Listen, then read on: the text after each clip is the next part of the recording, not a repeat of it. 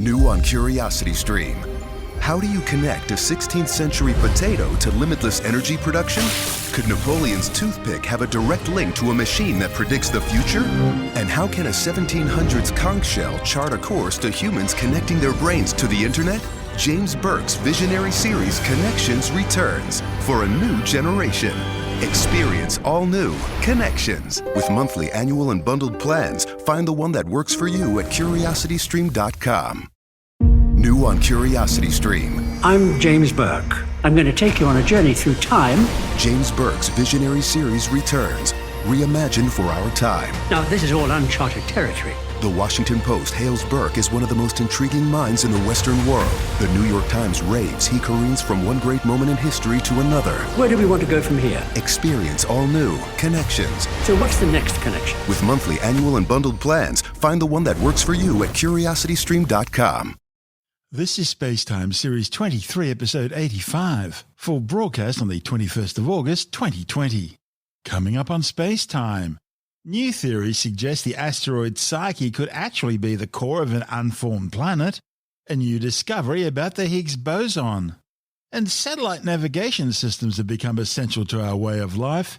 But just how do they work?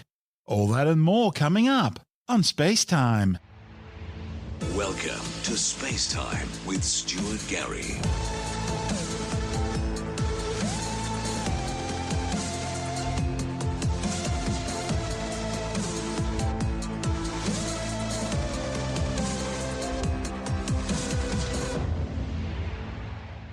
A new study of the main-belt asteroid Psyche suggests it could be the remnant of a planet that never formed. The findings, reported in the journal Icarus, are based on new computer modelling of the 200-kilometre-wide asteroid's major impact structures. Scientists undertook three-dimensional simulations of the likely impact to have generated the structures seen on Psyche, finding that the asteroid is most likely metallic and porous in composition, something like a flying cosmic rubble pile. Previous radar observations indicate Psyche has a dense, largely metallic composition, with a surface around 90% metallic and 10% silicate rock. Scientists think the metals which make up most of Psyche are probably iron and nickel. Based on the available data, it now appears Psyche is likely to be the remnant of a planetary core that was disrupted during its accretion stage. The new study's lead author, Winnie Caldwell from the Los Alamos National Laboratory, says knowing this will be crucial for NASA's upcoming Psyche mission, slated to launch in 2022. The mission will be the first to visit a metallic asteroid, and the more the scientific community know about Psyche prior to launch, the more likely the mission will have the appropriate tools for examining this primordial world and collecting data. Caldwell says that modelling impact structures on Psyche contributes to science's understanding of metallic bodies and how cratering processes on large metallic objects differ from those on rocky and icy worlds. The computer simulations found the best fit was an oblique impact angle where the upcoming object would have struck the asteroid surface, deforming Psyche in a very specific and predictable manner, given the likely materials involved. See, metals deform differently to other common asteroid materials such as silicates. In the early stages of crater formation, the target material behaves more like a fluid. In the modification stage, however, the strength of the target material plays a key role in how material that isn't ejected settles into the crater. The findings corroborate the estimates on Psyche's composition based on observational measuring techniques. Of particular interest is the material thought to provide the best match, Monel. Monel's an alloy based on ore from the Sudbury crater impact structure in Canada. The ore is thought to have originated from the impactor that formed the crater, meaning the ore itself is likely to have an extraterrestrial origin. This is SpaceTime. Still to come, new discoveries about the Higgs Boson. And satellite navigation systems have become essential to our way of life, especially travel. But how do they actually work? All that and more coming up on SpaceTime.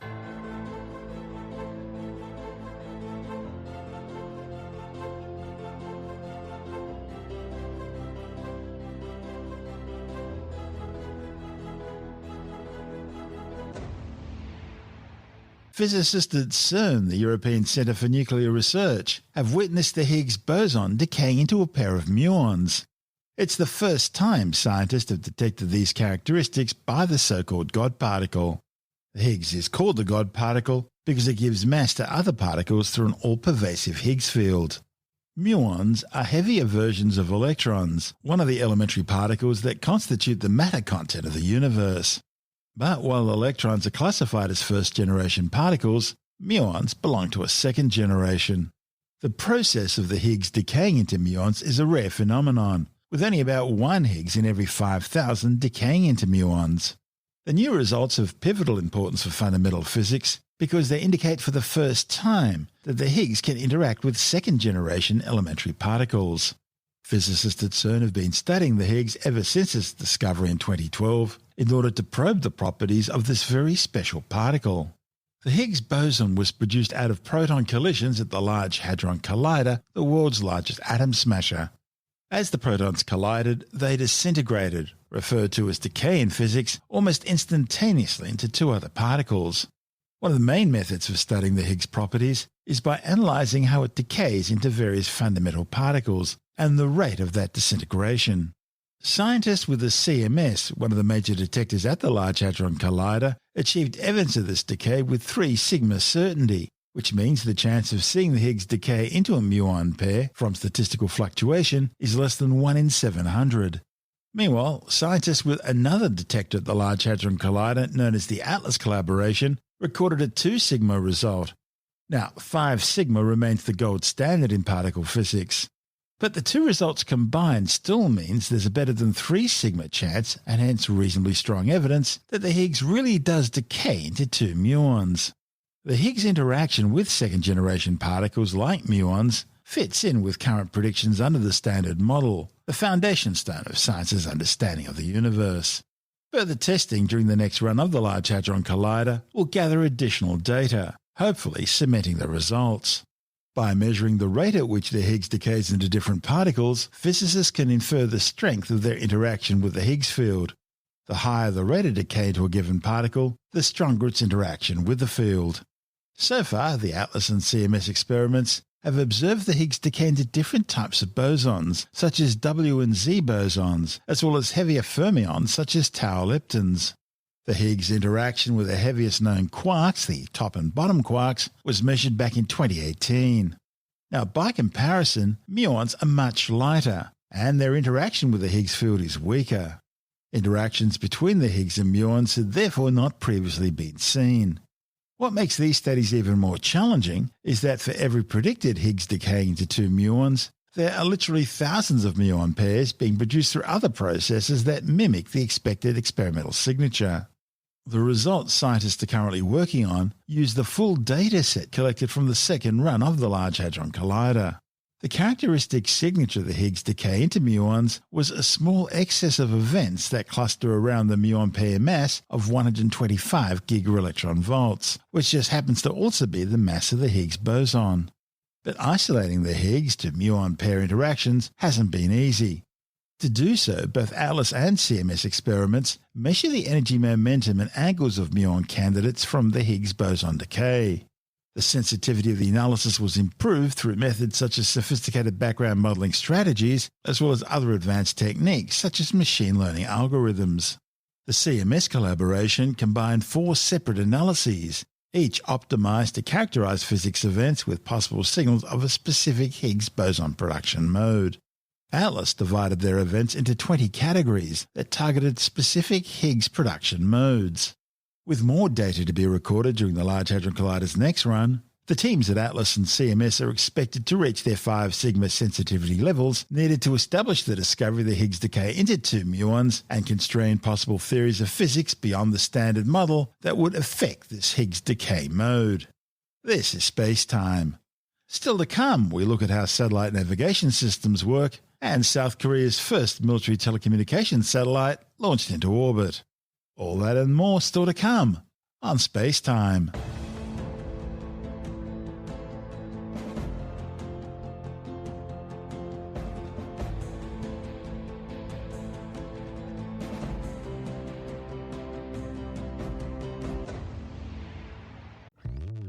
Hello, Saver. Whether you're saving for that trip to the tropics or saving for an emergency, now is the time to take advantage of Wells Fargo's savings options. Wells Fargo offers savings accounts that can help you save towards your goals. So, what are you saving for? Visit a Wells Fargo branch or wellsfargo.com/save to open a savings account today. Wells Fargo Bank, N.A., member FDIC. And time now for a word from our sponsor, the Great Courses Plus. There are so many benefits to lifelong learning. That's why I love the Great Courses Plus. You can expand your curious mind, build upon your skills, improve your memory and self-confidence. The list goes on. Created for the lifelong learner in all of us, this streaming service provides access to thousands of fascinating fact-based lectures across almost any topic imaginable. And the courses are taught by world-leading professors and experts. In fact, the list of presenters reads like a who's who, with some of the best minds from some of the best universities on the planet. And there's a huge variety of topics to explore, such as the aging brain, great trials in world history. You can even learn how to cook or play chess. And with the Great Courses Plus app, it's easy to watch or listen anytime, anywhere. And it's great for any age, even high school or college students. Now, this week I've been checking out a course called The Remarkable Science of Ancient Astronomy. If you love history and astronomy, this could well be the course for you. Some of the topics covered obviously include Stonehenge, the ancient pyramids, and Anastasia astronomy. There's meteorite worship and the start of the Iron Age all the way up to the end of ancient astronomy around 1500, and how all this history fits in with today's understanding of astrophysics. Each lecture runs for around 30 minutes, so it's easy to digest. Now, I really like this one, and I think you will too. And if you haven't done so yet, now's the perfect time to sign up for the Great Courses Plus. Because as a SpaceTime listener, you get to check out any course or lecture for free. That's free access to their entire library. Literally thousands of topics to choose from. So why not give it a try? After all, what have you got to lose? Don't wait any longer. Sign up today using our special URL. That's thegreatcoursesplus.com/space. thegreatcoursesplus.com/space. That way you'll be helping to support our show. And you'll find those URL details in the show notes and on our website. That's thegreatcoursesplus.com/space. And now, it's back to our show. This is SpaceTime with Stuart Gary. Satellite navigation systems provide global geolocation and time information to receivers, which these days are small enough to be included in your cell phone. Better yet, you can receive these signals knowing exactly where you are in latitude, longitude, altitude and time, anywhere on Earth where there's an unobstructed line of sight to 4 or more navigation satellites. As well as several smaller local satellite navigation systems operated by countries like India, the world currently has 4 major satellite navigation networks. There's America's Global Positioning Satellite System GPS, the European Galileo Satellite Navigation System, Russia's GLONASS, and the Chinese BNU. The American, Russian and Chinese systems were all designed primarily for military use, with some belated civilian and commercial applications made available later. And that's where the European Galileo system's so different. It was always intended to be a civilian and commercial use system. Galileo went live in 2016 with 26 live satellites. Ultimately, the constellation will include 30 satellites in 23 222-kilometre high orbits, providing accuracy below a metre. But how does it all really work? This report from ESA TV. A Global Navigation Satellite System, or GNSS, is formed by a constellation of satellites and a ground system spread over the world. The user on the ground, like our smartphones or the navigator in our cars, receives the signal that is transmitted constantly by every satellite on the Earth, and from some specific parameters of this signal is able to determine the position on the ground. Although the process of computing the position is in practice very complex, you can imagine measuring the distance of yourself and all satellites with a rope. And from all these measurements, your navigator is able to determine your position on ground. And this is possible wherever you are, in Europe or in China, or on a mountain, on the sea, in a sunny day or in a stormy or in a cloudy day. The only thing that you need is to see a portion of the sky. Of course, you want the navigation to be precise enough. You don't want your navigator to bring you off-road because it told you were in a completely different place. For this reason, the ground system plays a really critical role. It measures the quality of the signals that is transmitted by the satellites by means of antennas which are spread all over the world. And then corrections are computed and sent periodically to the satellites. Now, of course, the GNSS in general is much more than that. Galileo, for example, the European Satellite System, for example, provides services for precise timing with an outstanding precision, or supports search and rescue systems for localizing people in trouble and allow them to ask for help. Also, it supports European governments by providing services which have a very high precision for sensitive applications. Satellite navigation is nowadays very important for our daily life, and you are using it more often than you may think. Have you ever sent your location through WhatsApp? Or have you ever shared the place you are through Facebook? And have you ever wondered how Pokemon Go could know where you are and where the Pokemon are? Also, the most obvious application there is road navigation, which allows you to visit your friends or a delivery truck driver to find your place. Well, we are so used to navigation with smartphones that for us, navigating with a paper map or reading the road signs to understand our position or finding the route is really a distant memory. And can you imagine what it's like to navigate in the sea where your only reference is the stars and a paper map? Now, all ships in the world today, they use GNSS to navigate. But GNSS is very important, especially in emergency. If you are, for example, a skier and you are hit by an avalanche, or if you have lost your path through the mountains, or if your boat is broken, then navigation is the only way you have to let people know where you are so that you can be rescued. Losing the satellite navigation services for just one day would then create an enormous damage to our lives. Of course, we cannot repair satellites, we can repair ground equipment. For this reason, all the components of the ground are constantly monitored and maintained. Every day we experiment the benefits of satellite navigation, but this is just the beginning. Now, if navigation is very precise and reliable, why should you look at your navigator and steer the wheels of your cars if you could just let it do it for you, just relying on navigation information? The delivery of packages could happen through cars or drones without the need of a driver, directly to your home. Robots could autonomously patrol our cities for improving our safety. Now, this seems like far future, right? Actually, this is something we are really close to do. But in order to do that, we need to continue improving satellite navigation. And this is mainly for two reasons. The first one is that we would really literally put our lives in the hands of an electronic system. And this is a tremendous challenge because failure will not be an option anymore. Secondly, there are men out there which have learned how to steal our systems, how to break into our smartphones, and they could, for example, steal our packages or even really bring us off-road, just penetrating into our navigators. So these are the highest priorities today for future innovation. And I have a question for you. What about the Moon and Mars then? Well, astronauts will need to navigate over the Moon and over Mars, and they would need, sooner or later, a satellite navigation system for them. And this is one of the most exciting and great challenges of the next future.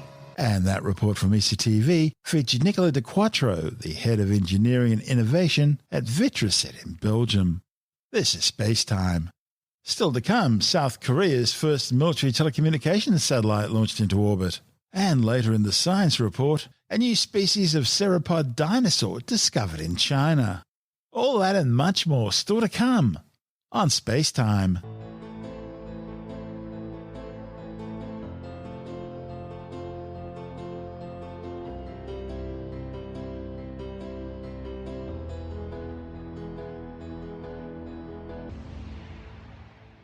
SpaceX has successfully launched South Korea's first military telecommunications satellite into geostationary orbit. The Anasis 2 was flown aboard a Falcon 9 rocket from Space Launch Complex 40 at the Cape Canaveral Air Force Station in Florida. LD countdown net, go for launch.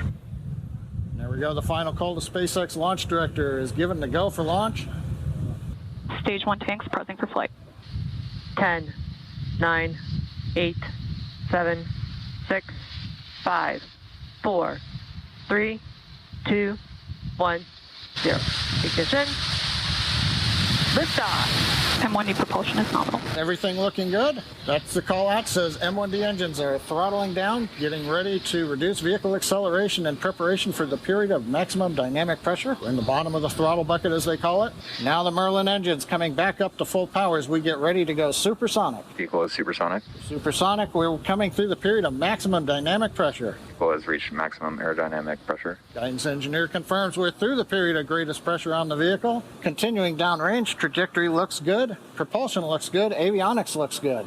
MVAC-D chill has started. That announcement from Stage 2 propulsion. We are now beginning to chill in the turbo pump on the upper stage engine to get ready for its ignition. We head east out of Space Launch Complex 40 into the first of 2 orbits planned for today. This orbit is the parking orbit, a low Earth orbit trajectory that will take us over the equator and will eventually relight the upper stage engine to transfer us into the desired geostationary transfer orbit. Now, main engine cutoff, or MECO, coming up in several seconds, followed by pneumatic separation. The first stage pushes away from the second stage, and then ignition of the second stage engine. Stage separation confirmed. MECO on time.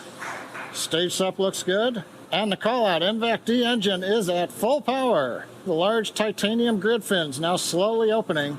That begins about a 2-minute period as we slowly rotate the first stage around to get it ready to come back through the atmosphere and land on the drone ship in the Atlantic off the east coast of Florida. Second stage engine glowing red, the MVAC-D. Trajectory. Trajectory is nominal, we've heard from the guidance engineer. We're coming up on fairing deploy. Fairing separation confirmed. And we've heard the call out from the avionics engineer. Fairing separation is confirmed. Power on the upper stage engine is good. Bermuda is now getting the telemetry from the Falcon 9. Following main engine cutoff and stage separation, the Falcon 9's first stage landed successfully on the drone ship, just read the instructions, which had been pre-positioned downrange in the North Atlantic Ocean. The next milestones coming up include that first stage's entry burn, followed by the second stage engine cutoff, known as SECO-1, the first stage landing burn, and then that hopeful landing. The first stage has reached apogee. It's beginning to head down there. We're only going to be firing 3 of our Merlin engines during this entry burn in order to slow the vehicle down before it gets to the thicker parts of Earth's atmosphere. It'll slow the vehicle by about 25%. When we perform stage separation, that first stage was traveling about 2.5 kilometers per second, so we have a lot of velocity to reduce. Entry burn beginning, it's going to last about 24 seconds. Stage 1, entry burn startup. The center engine fires first. The 2 side engines fire shortly after that. Stage 1, entry burn shutdown. All right, 1 burn down, 1 to go. That's the landing burn, along with the next milestone, the second stage engine cutoff, or SECO-1. That'll be at T plus 8 minutes, 7 seconds. During SECO-1, we shut down the second stage MVAC engine. Also signal first stage Cape Canaveral expected. In about 25 seconds after SECO-1, Falcon 9 will touch down, hopefully, on our drone ship. Just read the instructions. Currently, it's in the Atlantic, about 350 nautical miles off the coast of Florida. Start of terminal guidance. And in terms of velocity of that first stage, drag alone is slowing the first stage down another 80%. That landing burn will take us back to get that last 20%, touch us down safely. SECO. Stage 1, landing burn startup. We have confirmation of both landing burn and SECO-1. We're waiting confirmation of a good orbital insertion for that Anasis 2 satellite. And the landing Stage 1. So, landing laser deploying now. Nominal park orbit insertion. And there it is. That is our 57th successful landing of Falcon 9 on our drone ship. Just read the instructions. We also had confirmation of nominal orbit insertion. We're all pretty excited over here at SpaceX for being able to use this first stage for a 3rd time coming up. But going back to our primary mission on the second stage, it's going to coast for about 18 minutes until we cross the equator, where we perform the second of 2 burns of the upper stage to help change the orbit. The same core stage had previously launched the Crew Dragon 2 second demonstration flight, carrying NASA astronauts Bob Behnken and Doug Hurley to the International Space Station. The 6,000-kilogram Anasis 2 satellite was built by Airbus Defence and Space on a Eurostar 3000 platform as part of an offset package into the purchase of 40 F-35 Joint Strike Fighters. This is SpaceTime.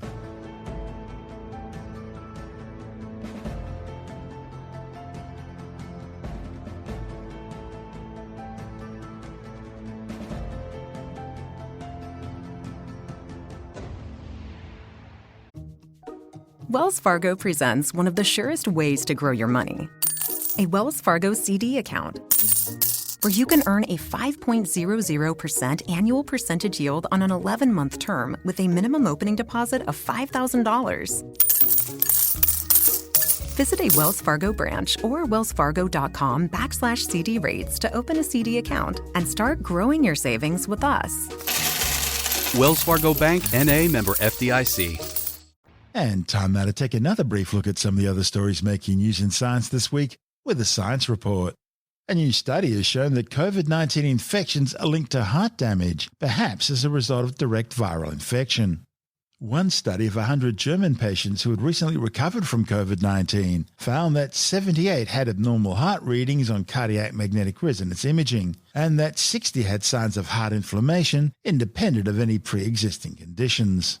A second study found that people who died of COVID-19 were found to have the virus within the heart muscle. You can read the findings in full in the Journal of the American Medical Association.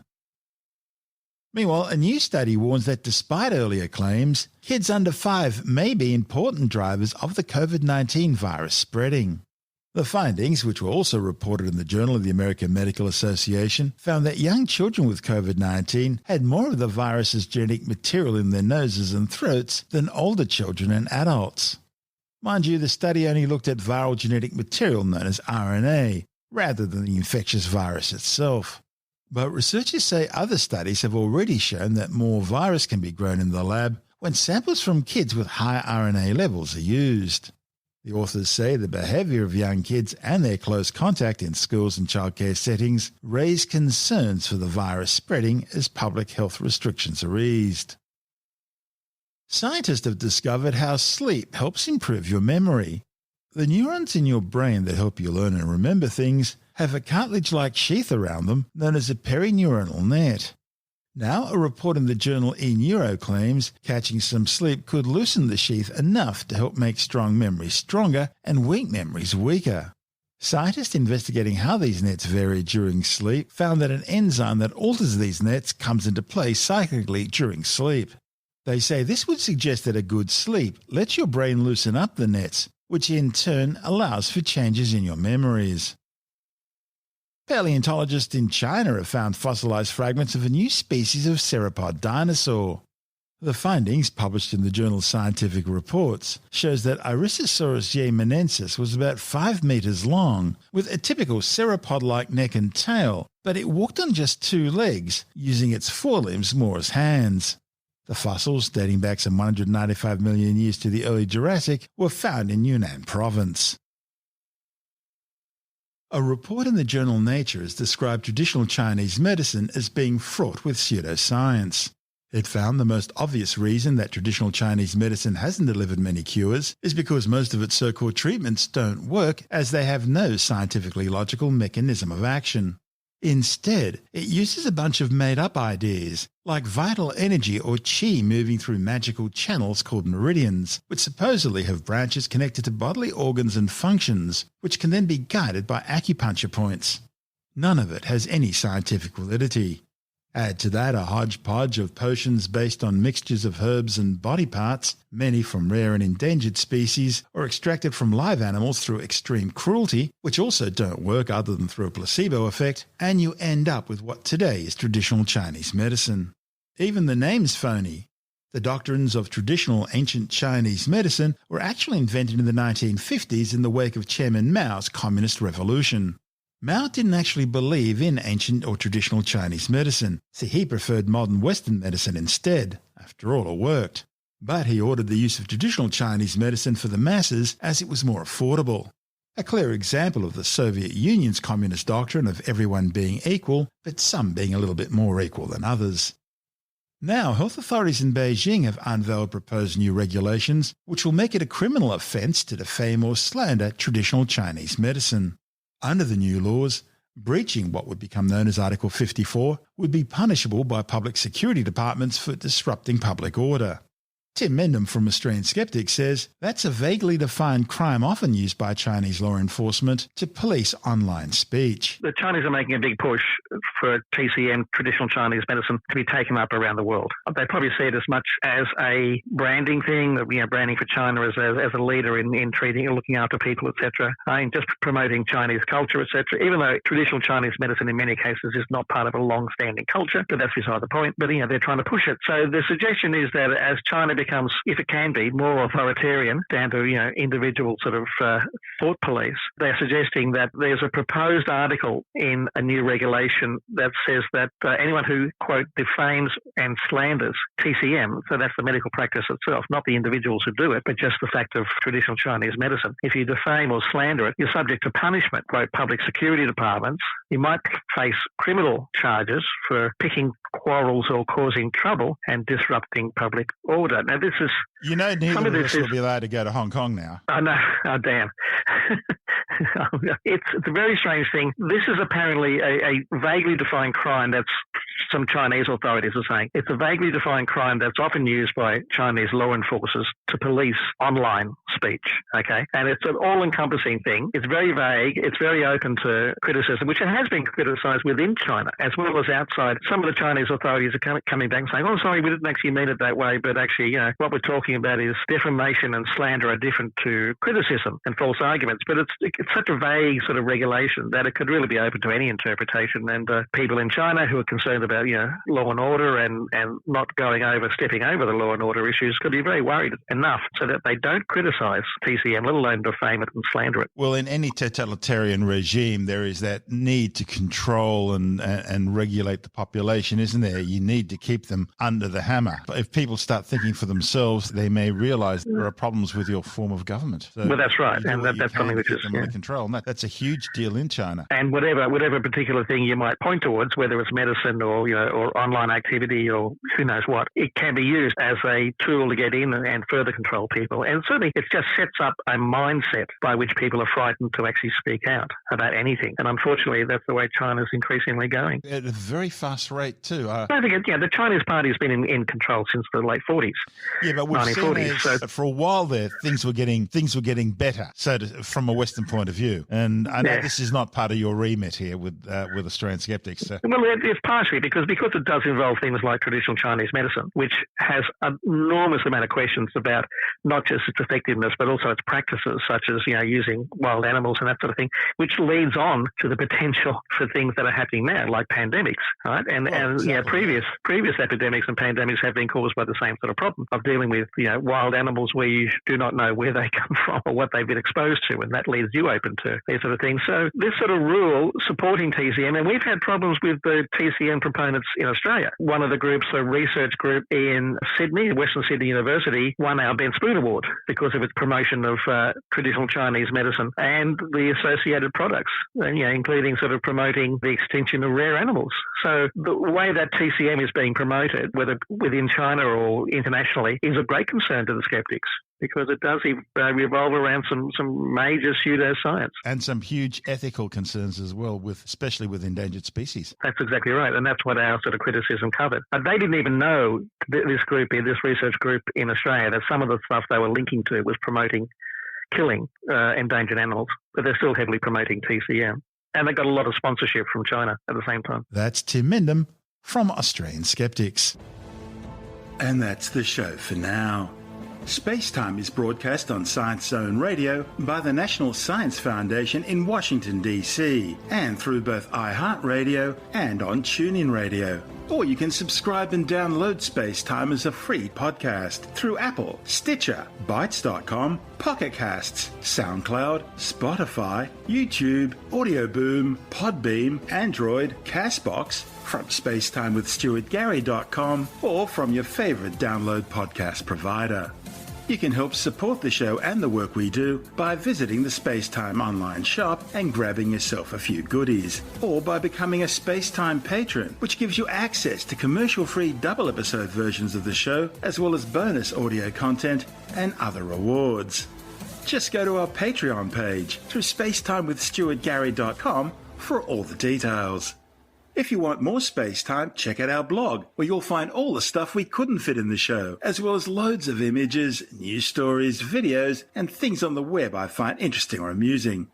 Just go to spacetimewithstuartgary.tumblr.com. That's all one word and in lowercase, and that's Tumblr without the E. You can also follow us through @StuartGary on Twitter, @Spacetime with Stuart Gary on Instagram, through our SpaceTime YouTube channel, and on Facebook, just go to www.facebook.com/spacetime with Stuart Gary. SpaceTime is brought to you in collaboration with Australian Sky and Telescope magazine, your window on the universe. You've been listening to SpaceTime with Stuart Gary. This has been another quality podcast production from Bytes.com.